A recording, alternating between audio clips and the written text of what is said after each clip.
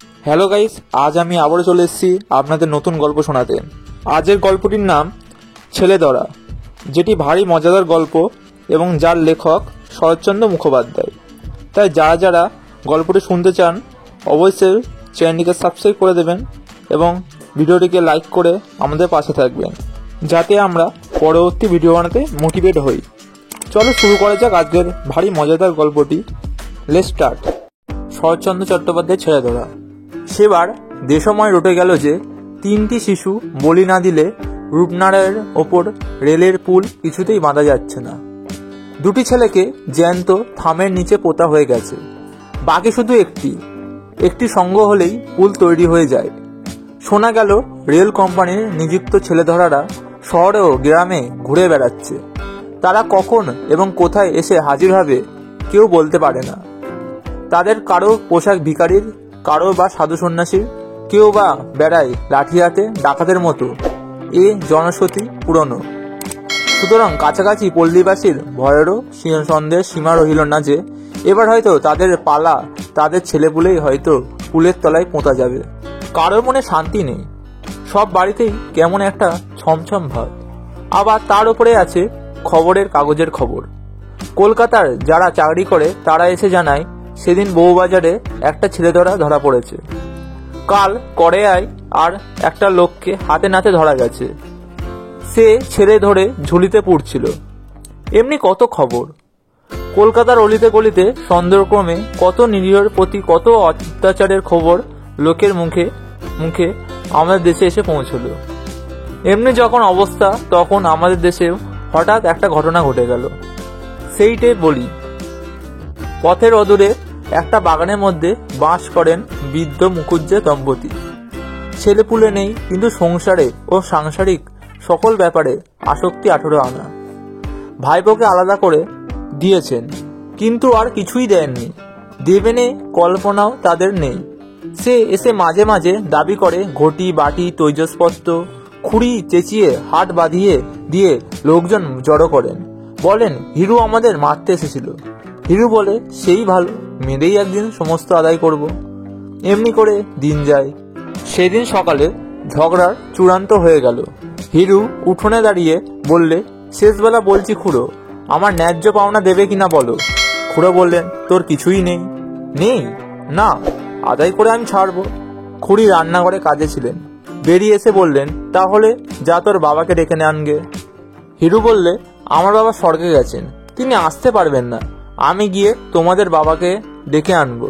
তাদের কেউ হয়তো বেঁচে আছে, তারা এসে চুল চিড়ে আমার বকরা ভাগ করে দেবে। তারপর মিনিট 2 ধরে উভয় পক্ষে যে ভাষা চলল তা লেখা চলে না। যাওয়ার আগে হিরু বলে গেল, আজই এর একটা হেসনেস্ত করে তবে ছাড়বো। এই তোমাদের বলু গেলাম, সাবধান। রান্নাঘর থেকে খুড়ি বললেন, তোর ভারী ক্ষমতা, যা পারিস করগে। হিরু এসে হাজির হলো রায়পুরে। ঘর কয়েক গরিব মুসলিমদের পল্লী। মহরমের দিনে বড় বড় লাঠি গড়িয়া তারা তাজিয়া বার করে। লাঠি তেলে পাকানো, গাঁটে গাঁটে পেতল বাঁধানো। এই থেকে অনেকের ধারণা তাদের মতো লাঠি খেলোয়াড় এই অঞ্চলে মেলে না। তারে পারে না এমন কাজ নেই, শুধু পুলিশের ভয়ে শান্ত হয়ে থাকে। হিরু বললে, বড় মিয়া, এই নাও 2টি টাকা আগাম, তোমার আর তোমার ভাইয়ের। কাজ উদ্ধার করে দাও, আরো বকশিস পাবে। টাকা 2টি হাতে নিয়ে লতিফ মিয়া হেসে বললে, কি কাজ বাবু? হীরা বলল, এদেশে কে না জানে তোমাদের 2 ভাইয়ের কথা। লাঠির জোরে বিশ্বাসদের কত জমিদারি হাসিল করে দিয়েছো, তোমরা মনে করলে পারো নাকি? বড় মিয়া চোখ টিপে বললে, চুপ চুপ বাবু, থানা দারোগা শুনতে পেলে আর বরক্ষে থাকবে না। বীরনগর গ্রামখানায় যে 2 ভাইয়ে দখল করে দিয়েছি, এই যে তারা জানে। কেউ চিনতে পারেনি বলেই তো সে যাত্রা বেঁচে গেছি। হিরু আশ্চর্য হয়ে বলল, কেউ চিনতে পারেনি? লতিফ বললে, পারবে কি করে? মাথায় ইয়া পাক বাঁধা, গালে গালপাট্টা, কপালে কপাল জোড়া সিঁদুরের ফোঁটা, হাতে 6 হাতি লাঠি। লোকে ভাবলে হিঁদুর জমপুরি থেকে জমদু দেশে হাজির হলো। চিনবে কি? কোথায় পালালো তার ঠিকানাই রইল না। হিরু তার হাতখানা ধরে ফেললে বলল, বড় মিয়া, এই কাজটি আর একবার তোমাকে করতে হবে দাদা। আমার খুড়ো তবু যা হোক 2 ভাগের ভাগ দিতে চায়, কিন্তু খুড়ি বেটি এমনি শয়তান যে একটা চুমকি ঘটিতে পর্যন্ত হাত দিতে দেয় না। ওই পাগড়ি গালপাটটা সিঁদুর মেখে লাঠি হাতে একবার গিয়ে উঠানে দাঁড়াবে, তোমাদের ডাকাতে হুমকি একবার ঝরবে, তারপর দেখো নেবে এসে কি হয়। আমার যা কিছু পাওনা ফেরে বার করে আনবো, ঠিক সন্ধ্যা লাগে ব্যাস। লতিফ মিয়া রাজি হলো। লতিফ মামুদ দু ভাই সাজ পোশাক পরেই আজই গিয়ে খুড়োর বাড়িতে হানা দেবে ঠিক হয়ে গেল। পিছনে থাকবে হিরু। একাদশী সারা দিনের পর দাওয়ায় ঠাঁই করে দিয়েছেন জগদম্বা। মুখুজ্জে মশাই বসেছেন জলযোগে, সামান্য ফলমূল ও দুধ, বেত ধাত। একাদশীতে অনাহার সহ্য হয় না। পাথরের বাটিতে ডাবের জলটুকু মুখে তুলেছেন। এমন সময় দরজা থেকে ঢুকল দু ভাই লতিফ আর মামুদ। ইয়া পাগড়ি, ইয়া গাল পাট্টা, হাতে 6 হাতি লাঠি, কপাল জোড়া সিঁদুর মাখানো। মুখুজ্জের হাত ধরে পাথরের বাটি দুম করে পড়ে গেল। জগদম্বা চিৎকার করে উঠলেন, ও গো পাড়ার লোক, কে কোথায় আছো, এসো গো, ছেলে ধরা ঢুকেছে। সম্মুখের ছোট মাঠটায় ঘর কেটে ছোট ছোট ছেলের দল রোজ ফিঙে খেলে, আজও খেলছিল। তারাও চেঁচাতে চেঁচাতে যে সেখানে পারলো ছুট দিল, ও গো ছেলে ধরা এসেছে, অনেক ছেলে ধরে নিয়ে যাচ্ছে। হিরুর সঙ্গে এসেছিল বাড়ি চিনি দিতে, দৌড়ের আড়ালে লুকিয়েছিল। সে চাপা গলায় বললে, আর দেখ কি মিয়া, পালাও, পাড়ার লোকে ধরে ফেললে আর রক্ষা নেই, বলেই নিজে মারলে ছুট। লতিফ মিয়া স্বরের আর কিছু না শুনে যাক, ছেলে ধরার জনশ্রুতি তাদের কানে এসেও পৌঁছেছে। চোখের পলকে বুঝলে এ অজানা জায়গায় এরূপ বেশে এই সিঁদুর মাখা মুখে ধরা পড়ে গেলে দেহের একখানা হাড়ও আস্ত থাকবে না। সুতরাং তারাও মানল ছুট। কিন্তু ছুটলে কি হবে, কি পথ আছে না, আলো এসেছে কমে। চতুর্দিক থেকে কেবল বহুকণ্ঠের সমবেত চিৎকার, ধরে ফেল, ধরে ফেল, মেরে ফেল বেটাদের। ছোট ভাই মামুদ কোথায় পালো ঠিকানা নেই, কিন্তু বড় ভাই লতিফকে সবাই ঘিরে ফেললে। সে প্রাণের দায়ে কাটা বন ভেঙে লাফিয়ে পড়ল একটি ডোবায়। তারপর সবাই পাড়ে দাঁড়িয়ে ছুটতে লাগলো ঢিল। যেই মাথা তোলে অমনি মাথায় মারে ঢিল, আবার সে মারে ডুব, আবার উঠে আবার মাথায় পড়ে ঢিল। লতিফ মিয়া জল খেয়ে আর ইট খেয়ে আধমরা হয়ে পড়ল। সে যতই হাত জোর করে বলতে চায় যে সে ছেলে ধরা নয়, ছেলে ধরতে আসেনি, ততই লোকের রাগ আর সন্দেহ বেড়ে যায়।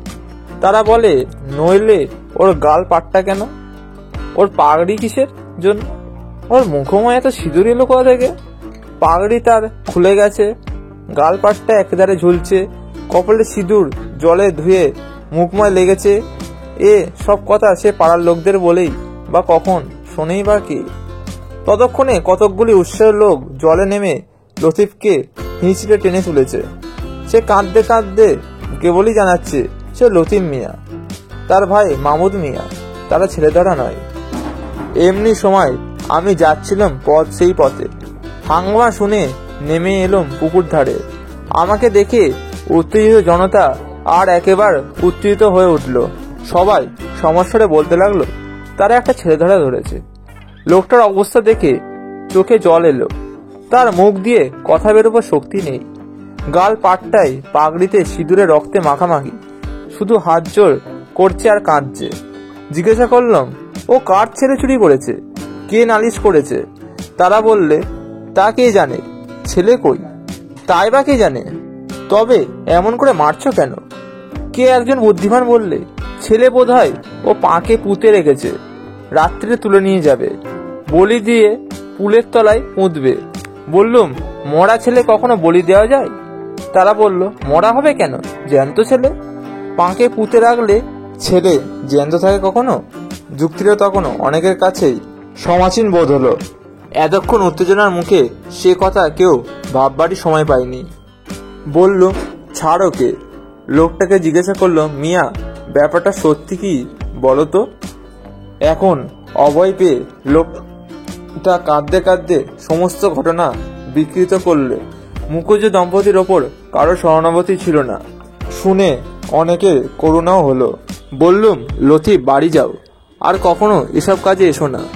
সে নাক মললে কান মললে খোদার ফিরে নিয়ে বললে, বাবামশাই আর এসব কাজ কখনো না, কিন্তু আমার ভাই গেল কোথায়?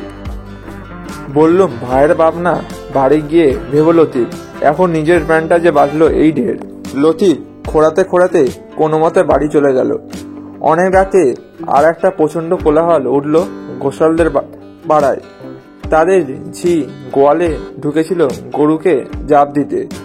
খড়ের ঝুড়ি টানতে গিয়ে দেখে টানা যায় না।